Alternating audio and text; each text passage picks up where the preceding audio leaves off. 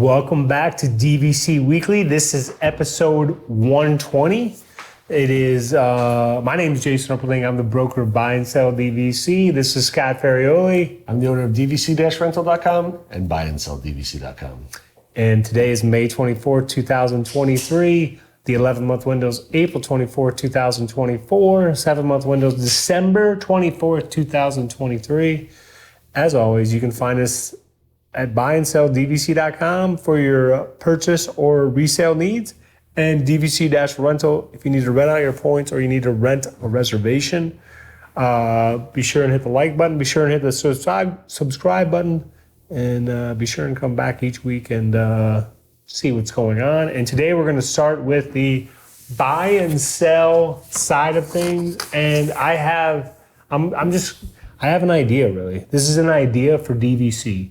The idea is, and I'm just going to have to look at what I wrote down, but the idea is that Disney should offer online Zoom classes once a month in the evening, and the classes should be like, I put 1 hour and then 1 hour of questions, because in my experience, there are numerous members that don't know, number one, how all of their membership works, all their options with their membership, plus, the way DVC can present it, of course, they can always let them know about, adding on directly from Disney. It's, it should only help sales if it's only an hour. I think this would just be a huge value to all DVC members. They can learn more about their membership, better chance to stay members longer. You might get members deciding to add on. And I will tell you this, I wrote on here that I would tune in for the question hour at least, because I would want to listen to the questions that come in from the members. Because I think that you would get a spectrum of questions that you would never think would come from the members. Because I still deal with owners, when they're selling, that don't even understand, banking, borrowing, canceling a reservation, wait list, other places they can use their points. And I understand it is a product where if there's no research prior and you go to Disney, it's trying to take you from knowing nothing about DVC to ownership in a 2-hour period. So you are definitely not going to be able to cover all the aspects of your ownership in the 2-hour period. But I think that this should be offered. And maybe at some point we should go live and take questions regarding DVC, either purchasing, selling, renting, or renting out their points, just to see what kind of questions we get. Intriguing. Very intriguing. Because maybe we're going to get questions that they're gonna stump us. I don't know. What do you think about this idea? About Disney doing it, about us doing it? No, Disney doing it. I think it's a great idea for Disney. It would help out their own members, and also you figure they're going to get people who have never, people who are on the fence about DVC or looking to learn about it. I think it'd be helpful to sit there and just get, instead of having people... Oh, you mean even invite non-members to it? Yeah. Oh, okay. That's even a better idea. So I was just picturing that right now, for a lot of DVC members, for Disney to talk to potential members, they've got to sign up and, come in and take a tour. But to sit there and say, we're going to teach you about Disney Vacation Club, they probably have thousands and thousands of people who sign up, and they can get it, one guide can get in front of an audience of 5,000 potential clients. I think it just makes sense for them. It could help DVC members out, and or it's getting their product out in front of more people. So I think it's a great idea for them. Terrifying picturing me doing it, but that is interesting that you brought up the fact of non-members as well, because a lot of people are interested, but the members don't know how it works. The potential members really have no idea how it works. And they're very I don't know if the right word is timid, Yeah. But they also, sometimes they just don't know what questions they should be asking. Or they're scared, they don't want to go to a timeshare because they don't know enough stuff yet. But to be able to sit there in their living room in Utah and just sit there and just, be a blank face. You're not in front of the guide where there's no pressure or anything. You literally just sit there and they can tell you about DVC or show you how banking works or points. I mean, I think it's a very good idea. The fact that you brought in non-members, really, that makes the idea like 1,000 times better.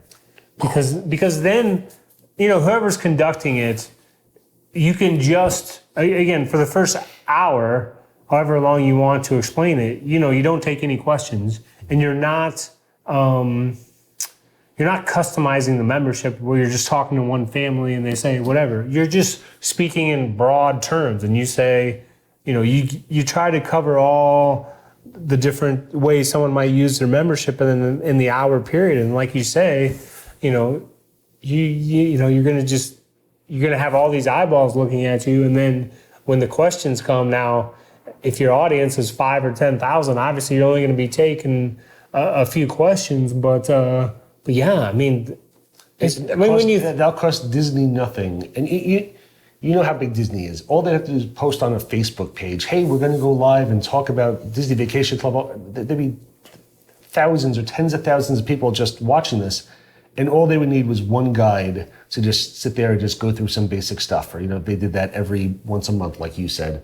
And that would get in front of so many more eyes than what they do right now. I mean, when you think about it, it's like Disney hired me. Like, why haven't they done this? I mean, if you go and you dig deeper into it, I mean, you don't want to worry about on Disney, because like the guide's going to be like, I get credit for that sale. They were at my meeting. I get credit for it's just like pick there's no sales at this meeting. Yeah, pick a manager to run it or something. So he's you're just giving out information, and then people can, oh my gosh, that seems amazing. Yeah. It's basically like giving, again, if they had 10,000 people tune in, that's like giving a tour to 10,000 people in an hour. Yeah. You just exposed 10,000 people to DVC in 1 hour. Yep.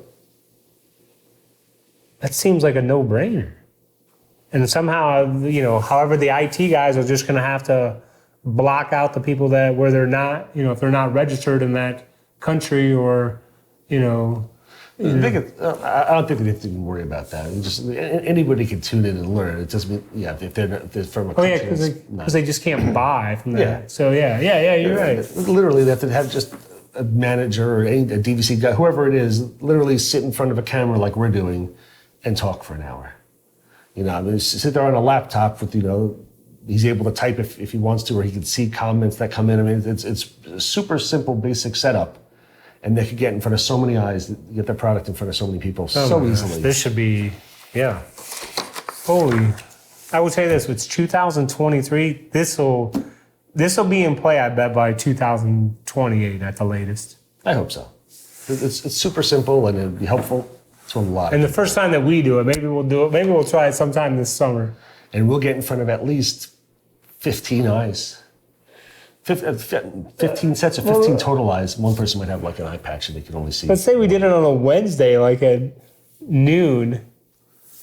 Yeah, you're right. It was, the numbers, I don't know. I don't think we're going to get tens of thousands of people. I don't think we're going to get tens of thousands. But it would be interesting to hear the questions that you get. Yeah. Because, I mean, again, I don't know what kind of, questions you get on the rental side. You probably don't know all the questions I get on the resale side. Anyway, That's fascinating. So now we're on. We should go live sometime. Maybe we'll go like a park or somewhere on Disney property, and we'll grab a laptop and we'll go live or something, and we'll. Oh my gosh! Now you're talking about going live in a park where we can't control our surroundings. Wow, you really want to roll the dice. Or maybe we'll just stay in controlled environment, home studio. And now we're on to the food review of the week. Come here, I'm gonna eat you! Get in my belly! So for today, I have to look down because I don't even know where I was going with this. Today's food review. It wasn't Kobe. It wasn't, it's definitely not Kobe. It's close though. Went to Epcot again to take in some more offerings from the Flower and Garden Festival. And we went to the Lotus House kiosk in China and tried the spicy mala chicken skewer with creamy peanut sauce for $6.75.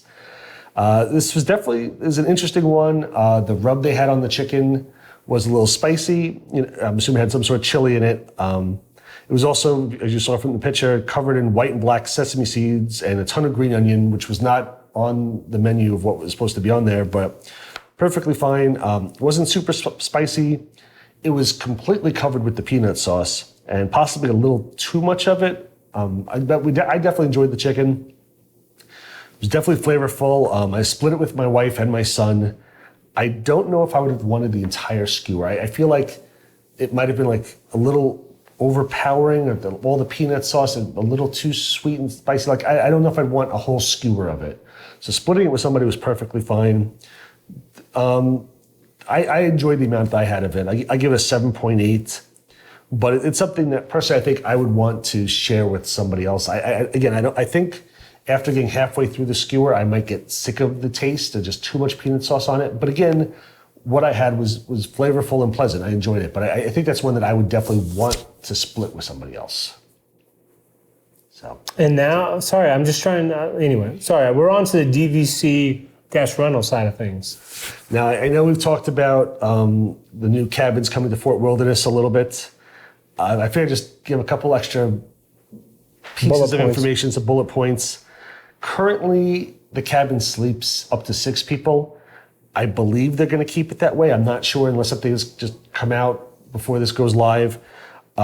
It's tough as it's really the first moderate that they're changing, and I don't know what the price is going to be on this. I don't know if they're going to price it at a 1-bedroom level, a 2-bedroom level, if it's considered a moderate, if they're going to go less than a 1-bedroom. Like there's, as of now, there's been nothing with point charts. And I'm guessing, and this is only a guess, is that we probably won't see points charts for a while on this one, because it's not like they've even started construction or done anything.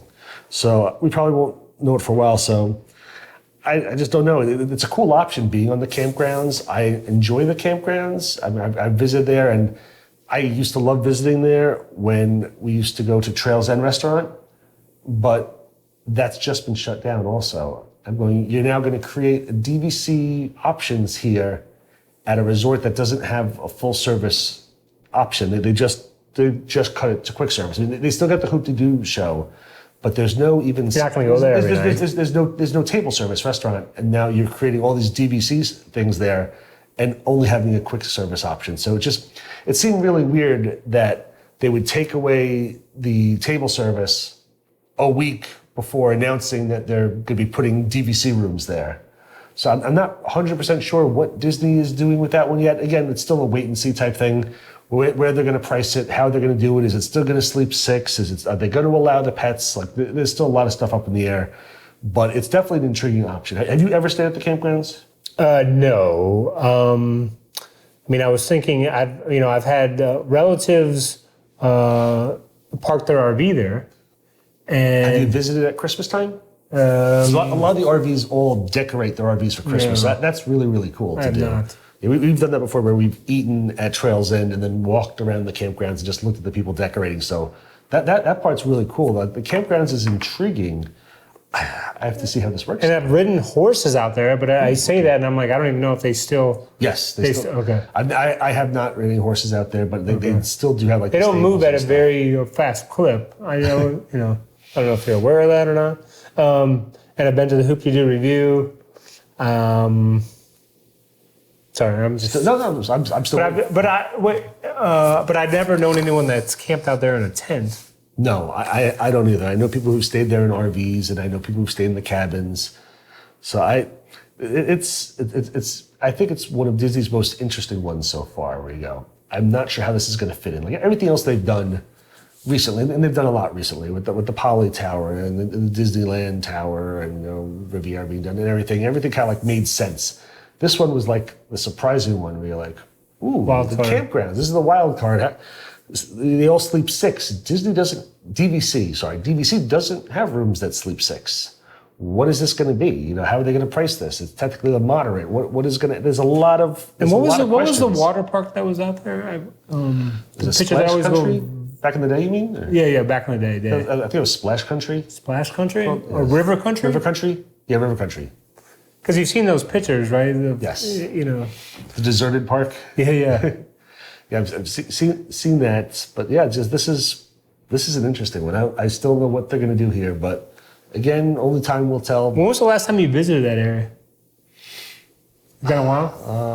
When was the last time I was at Trails? So it's probably Last time I We went to should just go Trails- live from there around Hoop to Do review around 1 p.m. when there's gonna be no one there. The issue with there is that they're strict on parking. So they are? unless you're staying there or unless you have a dining reservation, it's typically tough to get into. Again, they do check too, but like last time I was there was with the Malik family. That was last year at some point we went to dinner there. So it's probably been 7 months or 8 months or so. And that was at Trails End, which is now going to be gone. But yeah, and I'm supposed to be going, as I mentioned a couple weeks ago, I'm going in July to do for the first time. So they're pretty strict on parking, Yeah, huh? they are strict on parking, so it's not one that you can kind of just say, hey, can I park here and walk around and check out the campgrounds or something. They're pretty tight on that stuff. Interesting. Yep. Did you cover everything you wanted to cover on there? I think I've covered everything. Okay. And do we have any idea of how many rooms are going to be? We have no idea, right? Don't know how many rooms they're going to do. It seems, from what I've seen so far, and I thought maybe they'd just like refurbish some of the rooms that they had and upgrade them or something, but it seems like they're going to demolish them and build from scratch as of now. I don't know.